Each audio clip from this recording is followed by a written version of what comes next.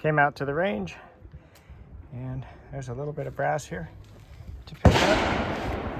I've already started a little bit. Just finished cleaning up this area here. And then I'll head up to the upper range and see what I might find up there. Gonna be a quick trip today, just a few minutes, a couple hours. Pick up what I can, hopefully pay for a little bit of my trip. And again, it's just a repeat of last time. Lots of 22, not a whole lot of anything else. A little bit though. Got a few live rounds today. But yeah, just going around collecting it up. It's definitely a beautiful day, for sure. Just a couple hours after work is all I'm gonna do today, just to add to the pile. Pay for the fuel to get over here and do this, and pay for a little bit of a trip. Got myself a fresh bucket, heading up to the upper range, see what's up there, if anything. Everybody usually collects up here, a little bit heavier than down at the pistol range. So we'll see.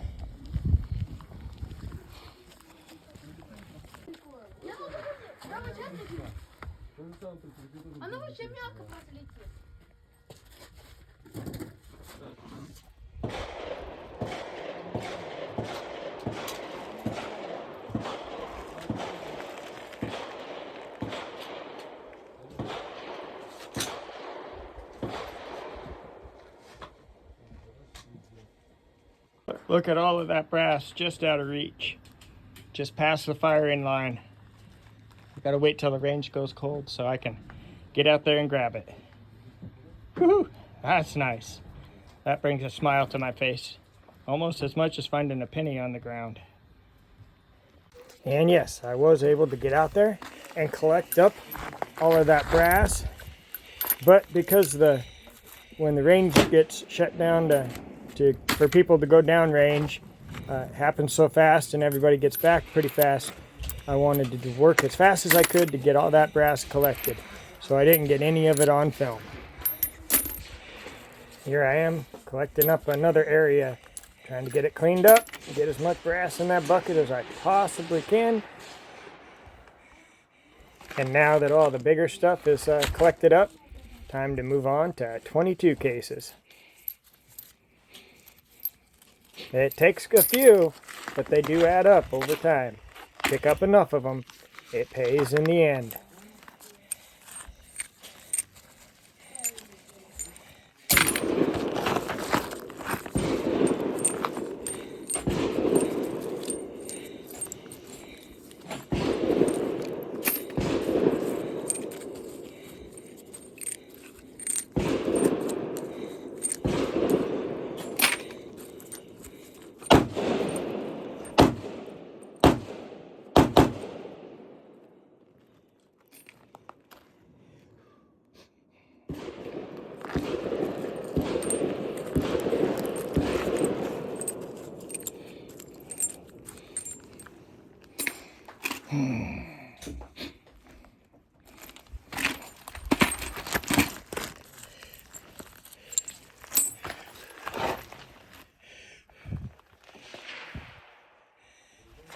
And I'm thinking the next time I go up to the range, I want to take my floor magnet, my shop magnet up there, and pick up a bunch of these steel cases and just get them out of the way and into the trash cans. See how that works. Just to kind of help clean up the range a little bit more. Do my part, you know.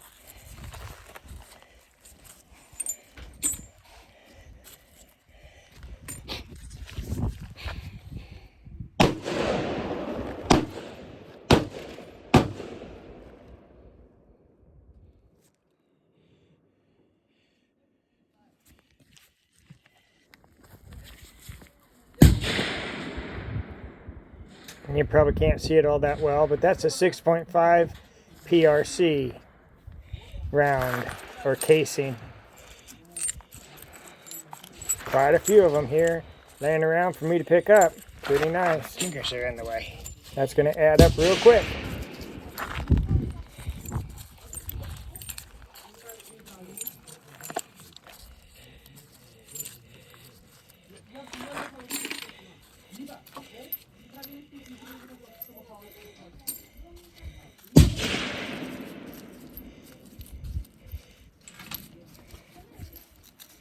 And once again, once I pick up all of the bigger casings, then it's time to start moving on to the 22s. I don't get them all, but I do get quite a few this way.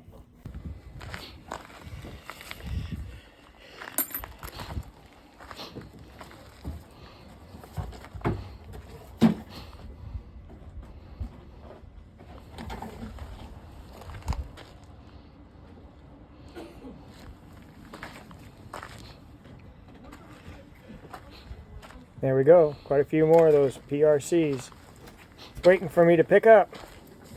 And I do find that bending down and getting up and down, it takes my breath away a lot faster, so anytime I can use my little grabber to pick up casings, I'll do it. As long as it's not a whole bunch all in one area, it's just one here, one there. I just prefer to use my grabbers. There we go, there's an old live round, been laying around for a while. Take that home and tear it apart.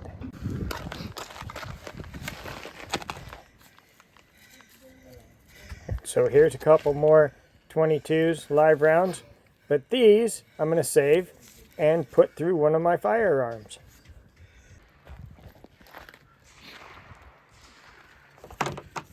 Alright, now it's time to pick these fellas up and get them in my bucket.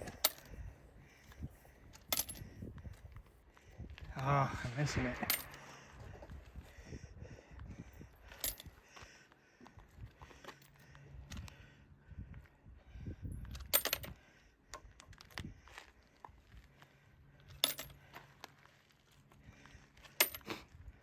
So now watch this trick. This is how you know you're a professional. Do it once. Gotta do something to have fun, right?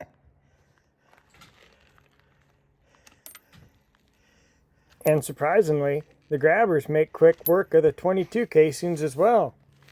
It does way better than I thought they would. A lot faster if I pick those 22s up by hand. And this is the area after I got done cleaning up. No more casings left, except for maybe a couple steels. Got all the 22s even. That's a real clean spot. At least until the next shooter comes in. It is kind of a rainy, drizzly, crummy day today. And even though my geese are loving it, because they love the rain, I am not loving it because I had plans for today. I was going to make 3 or 4 downrigger balls for 15-pound downrigger balls for my brother to use, but because it's raining, there will be no lead melting today. Bummer. I was hoping to get that done. Just not going to happen. How it works out. So, yeah, I can't do my range roundup outside. I'm going to have to do it in the greenhouse. So let's move in there and see exactly what I collected while I was at the range. So I moved into the greenhouse where I could stay nice and dry. Here are the 2 buckets of brass that I collected. This one's from the lower range. This one's from the upper range. Obviously the upper range, where I said usually everybody just picks up the brass, it actually had a better yield for me than the lower range. Funny how that works out. And then that is all live rounds that I found. And yes, pretty much all of these were just left in the box and thrown in the trash.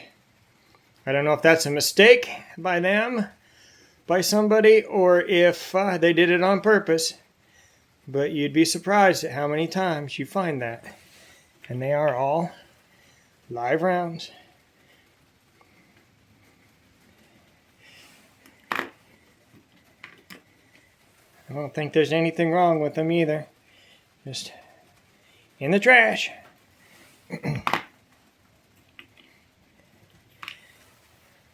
Found 2 of these. These are pretty nifty. Couple more rounds right there. Quite a few 22s. And this is the only one that actually has a dimple strike on it, at least for the 9mm. And that is not part. It's got a different type of primer. And I did find this one just on the range. I didn't find it with these. And those 2 I found on the range. Obviously, you saw that in the video, at least one of them. And then all the 22s, they were just everywhere. And some of them do have dimple strikes. They have primer strikes. But anyway, I'm going to get into weighing these up and show you how much weight I got. First, we zero it out. It is on pounds. Lower range first. Ooh. 10 pounds, 13 ounces, and that bucket is a pound. So just say 9.5 pounds, roughly, of brass. And then here's the upper range.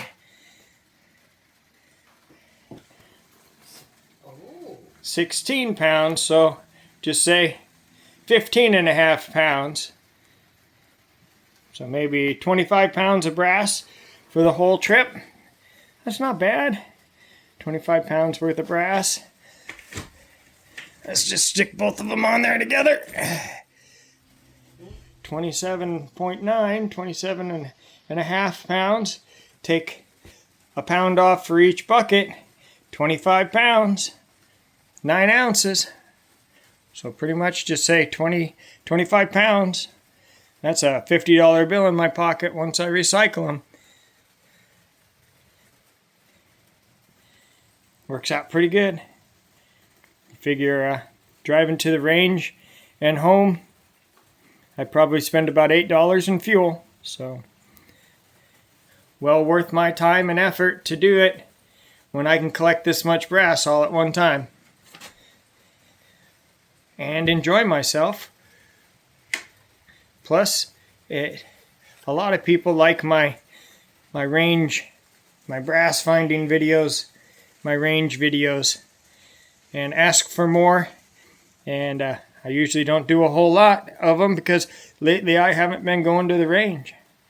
I'm going to try to do better on that, just because I'm trying to pay myself back for that plane ticket with this brass. Plus, I'm having fun doing it. I kind of forgot how much fun it was to go to the range and just watch other people shoot their guns. To me, that is enjoyment.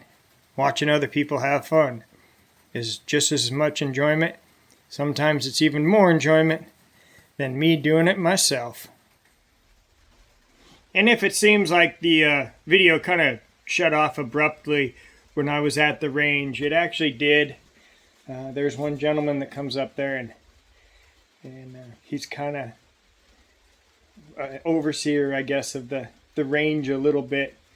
And he just kind of makes life miserable for me. He doesn't like the fact that I'm picking up the brass because he thinks he should get all the brass for himself.